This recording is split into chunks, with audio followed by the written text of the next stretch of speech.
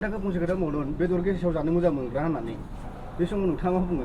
बेदर गेसाव जानो मोजां मोननाय आं बे मिनिंखौनो हमनो हायाखै बिथाङा मा मिनिंजों बुंनो थांदों नाथाय बर' हारि हिसाबै बेदरखौ आंबो मा होनो सबबो जायो आफायाबो जायो आफाया क'क्राझारनि आइया बाक्सानि मा होनो आंखौ बिथाङा बुंबावदों जे बे बिटिसिनि नङा होननानै आंनि आफाया क'क्राझारनि आइया बाक्सानि आंनि आमाइ सानैया दाबो बाक्सायाव दङ आफाया क'क्राझारनि नाथाय माखासे जाहोननि थाखाय जों आपार आसामाव आं आपार आसामावनो देरनाय बिदि होननानै दिनै आपार आसाम बिटिसिनि बाहेरानि आरो सिंनि बे बाथ्रा नङा दा ओंखायनो बिथांमोना जि बुंबाय थाथों नाथाय जोंना क्लियारलि हारिनि थाखाय खामानि मावनाय।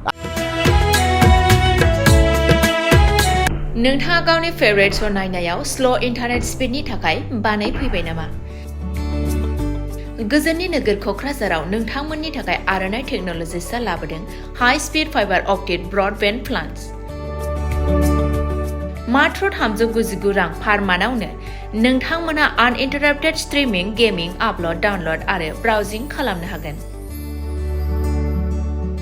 आबुङै मिथिनो थाखाय गाहायाव होनाय वेबसाइटआव नायनो हागोन आरो नैबे जामबुं नम्बराव जगाजग खालामनो हागोन।